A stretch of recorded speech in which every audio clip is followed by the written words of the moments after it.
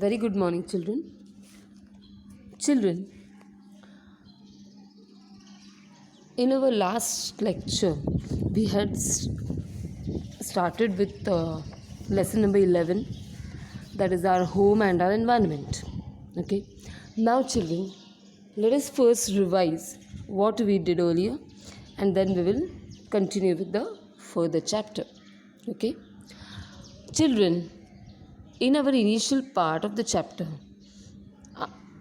I had shown you 6 pictures, different pictures of the houses. Okay, children? And I had asked you certain questions regarding what materials are used for building these houses.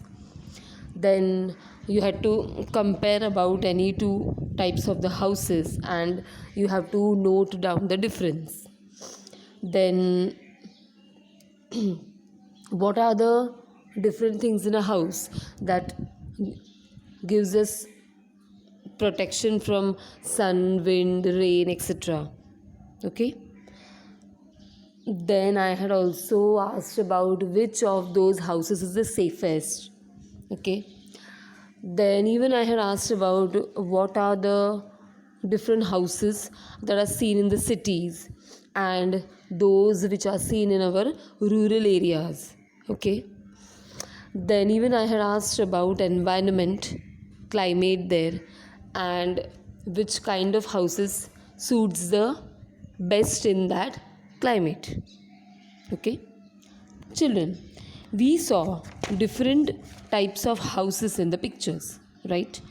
And the uses of houses can be listed as: first, a house is considered to be a safest shelter, right, children? It works as a shelter for us, right? Secondly, a resting place, okay? That means a place where we can rest, okay? Third, and very much important use is a house protects us against the sun, wind, cold, and the rains. Right, children?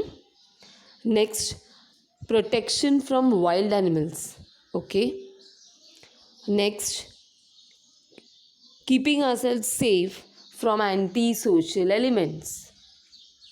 Okay, children? So, once again, I'll brief what are the main uses of a house. First is a house acts as a shelter. Secondly, a resting place.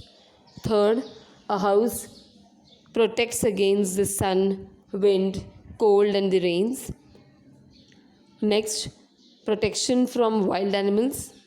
Next, keeping ourselves safe from anti-social elements. Okay, children? Then we had discussed that are the houses constructed the same way in every region? And your answer was obviously no, right? According to the climate and the conditions suitable there, a house is constructed, right, children? Then we had seen a map which had shown the major regions and the types of the houses. Okay, children? The major regions were regions of heavy rainfall, regions of medium rainfall, regions of low rainfall, desert regions, marshy regions, mountainous regions, plains, etc. Okay. Now, children, different houses have a different structure, right? And they also have a different construction as per the climate there. Okay, children? Now, children, why do people build houses? People build houses to suit the climate of their region using the natural resources available there. Okay, the natural resources that are available in that particular area are being used to construct a house. Differences in the construction and the building materials give rise to different types of houses. Okay, children? Children, you all are aware what are the basic things, basic needs of every human being. Food, water, clothing, and shelter are the four main basic needs of every human being, right? But children, it is very much unfortunate that all these needs are not fulfilled in case of each and every person. Okay? Then, if these needs are not fulfilled, what are the situations that arise? Okay, children, you all might have seen many people who don't have their homes, who don't have their shelter, right? Then, what do? They all seek shelter at the roadside, on footpaths, also under the bridges, in tumbled down buildings, in railway, bus stations, and even on open grounds. Okay, children? Thus, they are termed as homeless. Okay, homeless in the sense they don't have house to stay. Okay, a section of a society being homeless is a social problem, right, children? What is a social problem? A section of a society being homeless. That is why the government implements many schemes to provide homes to the homeless. Okay, that is why various schemes are implemented by our government so that those who are homeless, they will get their homes. Okay, in some of the cities, the government makes night shelters available to the homeless. Okay, children? Next, why do you think that the people become homeless? Yes, there are several reasons for the people to be homeless. Main reasons are as follows. First is lack of affordable housing. Means, children, the cost of home or cost of a house is so much, okay, is very large that some of them are not able to afford home, okay, and so they are homeless. Next reason is poverty. Okay, means those who are poor, they cannot afford home. Next, natural disasters, means natural calamities. For example, flood, storms, earthquakes, etc. When all these happens, there is a severe loss of life and property, and due to this, there are no jobs, and therefore there is no money. And when there is no money, we can't buy homes, right? Next, inadequate income, means some of the people don't have that much income, okay, with which they can buy houses, okay, so they are homeless. Next is unemployment, means those people who are not educated, or even some people are educated and in spite of that they do not get jobs. Okay, so such people have no money and so they don't have their own homes. Next, physical and mental disorders, means children, some of the people are handicapped, right? So they are not able to move, they are not able to read, write, they are not able to see, hear. So such people are prone to homeliness, okay, or they are homeless. Okay, children? But in spite of all this, we all have a right to clean, potable water, sufficient food, a safe shelter, and education. Okay, children, what what all basic rights do we all have? We all have a right to clean and potable water. That means all should get clean and potable water. Second right is sufficient food. Okay, whether we are rich, whether we are poor, whether we are from any caste, creed, or community, we all should have a sufficient food. Next thing, we all should have a safe shelter. Okay, that means there should be enough space for all of us to live. We should have a safe shelter. And last but not the least, we all should be able to take education. Okay, children? Okay. Next we had seen about um, humans shifting their shelter and making suitable changes in the shelter. Okay, children, can you all tell me, where did the monkeys live? Where do the monkeys live? The monkeys lived on trees, right, children? Then man developed caves, right? Caves. Man developed caves. Then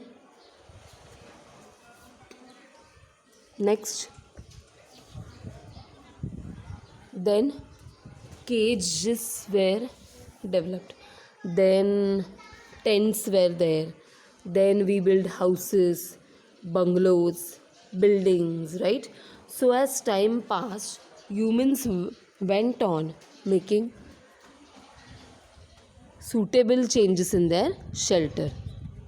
Okay, children? But though there are so many different types of the houses, still everyone is attached to their own house. Okay, and it is not only the walls and doors and the windows and the roofs that make up a house, but what makes up the house? The people who live in that house and their love and affection for one another, that turns a house, right? Okay, children, now we will continue with our today's lecture.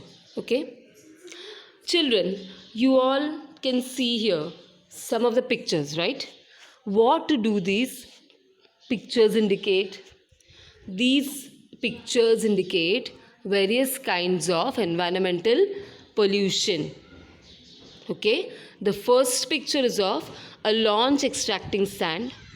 The second picture is of a forest fire. Third is of felling trees and forests. Fourth is quarrying. And fifth is drawing excess water. Okay.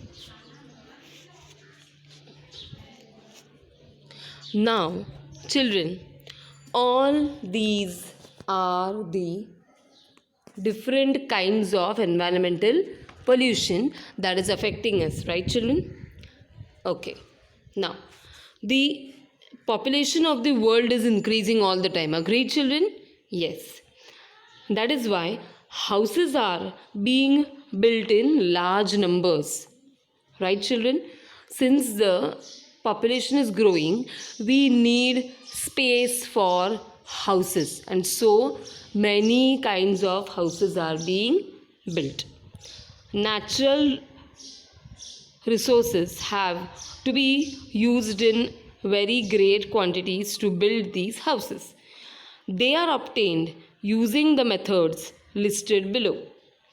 These methods are harmful to the environment and they lead to the pollution of air, water, and soil, and also cause noise pollution. Okay, children? Here are some of the methods that are harmful for our environment.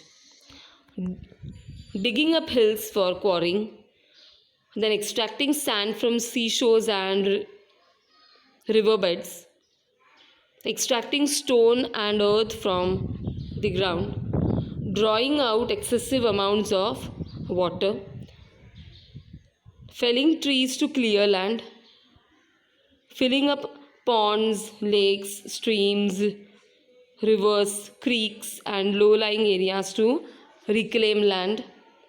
Okay, because of the growing urbanization, land which was being previously used for agriculture is now being used to build roads, right, children, and to raise settlements. Okay, when this leads to shortage of agricultural land, forest land is used for agriculture.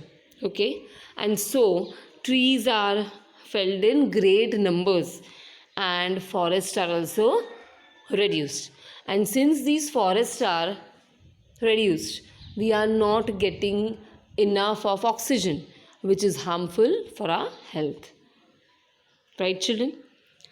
Next, energy is needed to produce construction material, and it is used on a very large scale to prepare bricks from soil, cement from limestone, glass from sand, and so on. Oh, okay, children? Where does this energy come from? Yes, it is produced using natural fuels like coal, natural gas, or mineral oil. Okay, these natural fuels can be used only once. Okay, they get consumed when we use them. Moreover, burning these fuels leads to air pollution, and it takes lakhs of years for these sources of energy to form in the nature. Children, these natural resources are not formed in a day or in a month or in a year, okay? But it takes lakhs of years for these sources of energy to form in the nature. That is why it is necessary to bring into use other sources of energy, such as solar energy or wind energy. Okay, these energy are available in plenty and they do not cause pollution. Okay, children, and so they are called as non-exhaustible sources of energy.